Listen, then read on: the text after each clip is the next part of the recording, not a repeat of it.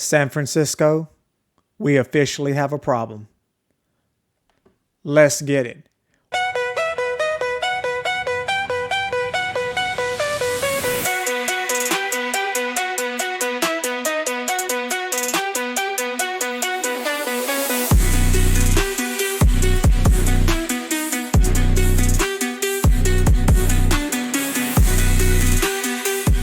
Welcome to the Cayman's Island podcast, where we talk all things San Francisco 49ers. I'm your host, David Cayman. And in today's episode, guys, we got to talk about the elephant in the room. San Francisco's wide receiver depth chart, man, is looking very, very concerning. Right now, you got Brandon Ayuk on the shelf, man, for I'm not even sure how long, to be honest with you guys. I mean, you might as well say for sure he's going on the PUP list to start the season. He's definitely missing the first 4 weeks. And I don't see a world where he makes it on the field the first half of the season, based on things I've heard and based on things I've read. When you have ownership, when you have your general manager, your head coach say things like, there is absolutely no timetable for a return, guys, that's concerning. Not to mention you got Jawan Jennings right now. I feel like he has a legitimate injury. I know that when you get into these different types of contract disputes, you may have guys, quote unquote, hold in or, hold out, not even show up to camp. First couple of practices, man, to training camp, he was there. And supposedly he has a legitimate calf issue going on. And he's not a spring chicken of a wide receiver. He's kind of what you would consider up in age for a wide receiver at the position that he plays. So who knows ultimately what's going to happen with that. And then you've got Ricky Pearsall. I like Ricky. I think when Ricky's on the field, he has a lot of potential. Let's go back to that statement. When he's on the field. Injuries were a concern for him while he was in college. I seen him live make a ridiculous grab for Florida. And he does put his body out there. He does what he needs to do to make sure he pulls the ball in. But guys, if we could just be absolutely honest, I mean, the guy, he hasn't been able to prove thus far that he can ultimately stay healthy and stay on the field. So praying for Ricky that he can do some good things this year, but that's not a guarantee. You have Demarcus Robinson. Demarcus Robinson's been having a very solid, very strong camp. But I'm not even sure what that man's week one availability is looking like with his almost guaranteed suspension of some sort that's going to come down the pipeline. Jacob Cowing hurt. You got guys like Russell Gage Jr., man, just supposed to be essentially a depth piece.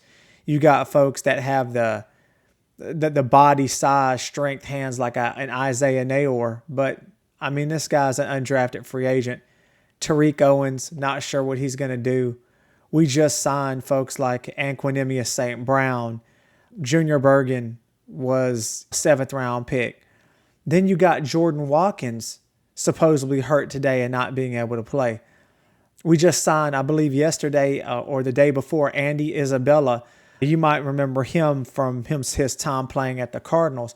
I actually like Andy Isabella in college and was a little bit hurt. We maybe didn't go after him several years ago when he was available in the draft. But, I mean, other than him making a ridiculous catch and run for 88 yards against us, not too much to write home about far as career-wise. So if you think about our depth, you think about these injuries, and you could be in a legit world where you have like Ricky Pearsall and Russell Gage Jr. being like your only healthy receivers, possibly heading into week one, man, that is concerning. Now, I know very recently, as of a couple of days ago, Terry McLaurin made a trade request from the Commanders over his contract dispute and whatnot.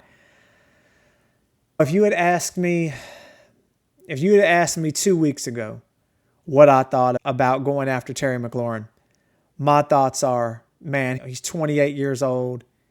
He's really up in that age range for receivers looking to get another contract. And for me, I don't want to pay a 28-year-old guy, man, the type of money that, I want to be clear, I think he deserves every dime. He's done some great things for that franchise and done some great things for the Commanders. And I think he's worth, I really do think he's worth the money. I'm just looking at the 49ers position and the 49ers franchise. Do we want to get into another Deebo Samuel situation now? Deebo and Terry are completely different styles of players, but the fact of the matter is that, do you want to get caught up paying premium top dollar for another receiver that may give you max maybe 2 years at the peak of their game? We're kind of in a situation with BA where, we've paid him all that money. Now, of course, he's a bit younger, but we've paid all of this money, and his availability may not even happen until, realistically, guys, October, maybe November time frame. So we got to figure something out. There's a couple of guys out there in free agency, not super high on these guys, man. Really not looking at trying to get an Amari Cooper, but at least with an Amari Cooper, maybe you can get him sort of at a discount for his age. And again, this is a guy that's going to come in. He's been in the league for a while, knows how to run the routes, knows how to learn a system. I feel he can come in and contribute. As far as at what level, though, I'm not 100% sure. Now, I'm all for and I'm all about giving these young guys a try. If there is a world where everybody's healthy except for BA, if for whatever reason Juwan can get out there, it doesn't hurt my feelings to have a Juwan Jennings, Ricky Pearsall, Demarcus Robinson combo. Hey, let's go ahead and go Ricky, Juwan, and Jacob Cowing, or you substitute Jacob Cowing every once in a while for a Jordan Watkins. I don't mind having those guys out there that we drafted with all that speed, Kyle scheming up some things to get them open to space. I'm all for it. But the reality is, guys, those guys are hurt. And for whatever reason, the Niners absolutely love to pull the secrecy thing, right, with what's going on. For example, we know that Jordan James, our 5th-round running back pick in the draft coming out of Oregon, he's hurt with a knee issue. Man, that can mean he'll be back next practice versus he's going to be out a while. And the fact that we went out and signed Amir lets me know that they obviously are concerned this could be a long-term type of thing. At least something that's going to keep him probably out the first 4 weeks. Again, I know that's speculation. We don't have fact. But I can only go based on the Niners and injury reports in the past. And you look at Christian McCaffrey. That was a calf injury that all of a sudden ballooned into bilateral Achilles tendonitis. And it's like, wow, guys, what's going on here? So we have like a serious, I think, alert and alarm. And the Niners are going to need to make some decisions on who it is that we're going to roll out there come week 1 against Seattle. And if it were today, you're talking about Ricky Pearsall and I don't know, man, whoever steps up in preseason, I'm not even sure who you're going to throw out there at this point.